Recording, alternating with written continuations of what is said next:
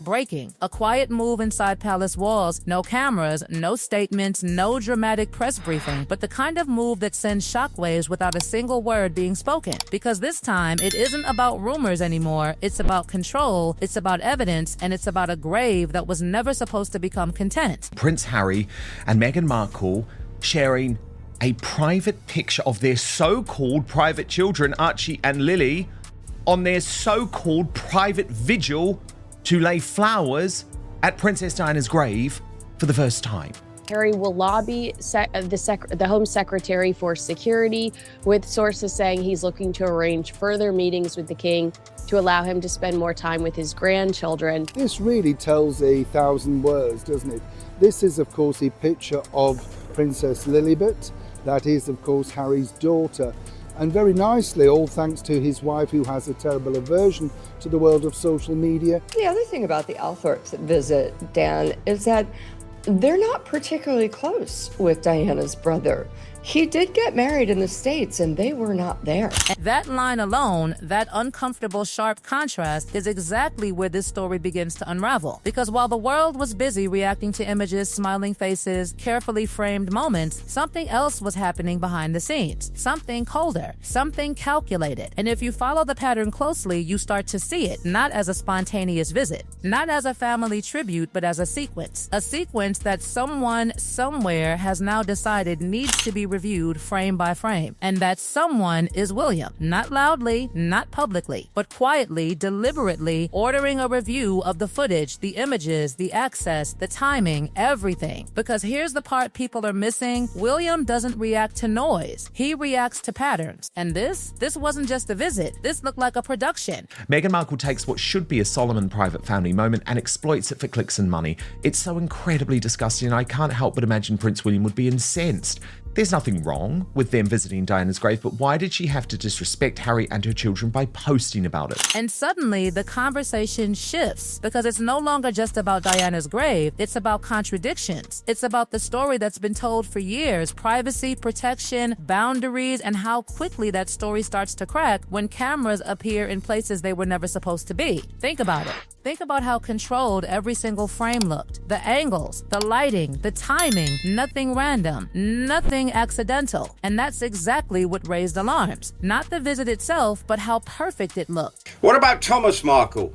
Does he not get a look in? If she's so keen, Harry, with his father recovering from cancer and still having treatment, the other side, repair the family connections, however hard it might be. And the Markle family is as dysfunctional at times, maybe even more so. Because when something is that perfect, it stops being real. It starts being designed. And that's where William's move becomes explosive. Because reviewing footage isn't just curiosity, it's suspicion. It's asking one dangerous question. What was this really for? Was it memory, or was it something else? Reports one image shows Harry, Archie, and Lily from behind as they walk down a grassy path lined with trees and hedges.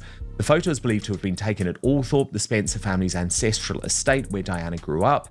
Harry and Archie are both seen carrying large bouquets, prompting speculation that the family may have visited Diana's burial site, which is located on an island in the middle of the estate's oval lake. That statement, that blunt, almost cutting interpretation, didn't just float around as gossip. It landed hard, and when it landed, it triggered something inside the palace. Not outrage, something colder than that. A line being drawn. Because here's the truth people don't like to say out loud. Diana isn't just memory. She's legacy. And legacy inside that family is guarded like territory. That's where this turns from emotional to strategic. Because William isn't reacting as a brother, he's reacting as the future, as someone who understands exactly how narratives are built and how quickly they can be weaponized. And now imagine the silence inside those palace rooms. No shouting, no chaos, just quiet conversations, advisors, legal teams, watching, rewatching, breaking down every frame. Who approved access? Who coordinated timing? Who knew beforehand? Because nothing about this looked accidental. And here's where it gets even more uncomfortable, because while that review was happening behind closed doors, on the other other side, there's reaction. Not public statements, not direct responses, but subtle shifts, delayed moves, careful silence. The kind of silence that feels uneasy. Because when you don't know what someone has seen, you don't know what they're about to do next. And that's the tension building right now. Because this isn't just about a visit anymore, it's about what that visit represents. It's about whether something sacred was crossed or something strategic was executed. And the deeper you go, the more it starts to feel like this wasn't just one moment, but part of a much larger pattern. A pattern of controlling narrative, of choosing when to be private and when to be visible. And this is where everything tightens, not publicly, not dramatically, but in that slow, suffocating way where every move starts to feel watched, measured, and quietly judged. Because once a review begins at that level, it doesn't stop at what's visible. It digs deeper into intent, into timing, into the uncomfortable question of why everything looked the way it did. And that's exactly the point where reactions stop being emotional and start becoming strategic. Because while that footage is being examined piece by piece, the narrative that once felt controlled suddenly starts slipping, and the difference becomes impossible to ignore. The difference between what was said for years and what was actually done. The difference between privacy as a principle and visibility as a tool. And that contradiction doesn't just sit quietly, it expands. It grows louder in silence, it becomes the thing no one can unsee once it's pointed out, especially when every frame seems to confirm that nothing about that moment was spontaneous, nothing about it was unplanned, and nothing about it escaped careful construction. And the more that realization settles in, the more the reaction shifts from shock to something colder, something more deliberate. Because now it isn't just about what happened, it's about what it means moving forward. It's about how that moment fits into a larger pattern that has been building quietly for years. A pattern where timing aligns too perfectly, where access appears too convenient, where the line between private grief and public narrative begins to blur until it almost disappears completely. And that's exactly the kind of pattern that forces a response, not a loud one, not an immediate one, but a controlled, calculated response that carries weight precisely because it isn't rushed. And that's why the silence on one side feels so heavy, because it isn't empty, it's active. It's filled with decisions being shaped behind closed doors, conversations that don't leak, conclusions that aren't announced, but that still move things in very real ways. And on the other side, that silence feels different, less controlled, more uncertain. Because when you don't know what conclusions are being drawn, when you don't know how far that review is going, every next step becomes a risk. Every public move becomes something that could either stabilize the situation or make it worse. And that uncertainty starts to show in subtle ways, in hesitation, in timing, in the careful choice of what is said and what is left unsaid. Because this is no longer just about one visit, it's about what that visit represents in the larger story. It's about whether that moment crossed a boundary that was never meant to be crossed, and once that possibility is on the table, it changes everything. It changes how past actions are viewed, it changes how future actions will be judged, and it creates a tension that doesn't resolve quickly because it isn't built on a single event, it's built on a pattern that now feels impossible to ignore. And the deeper this goes, the clearer it becomes that this isn't about public reaction anymore, it's about institutional reaction.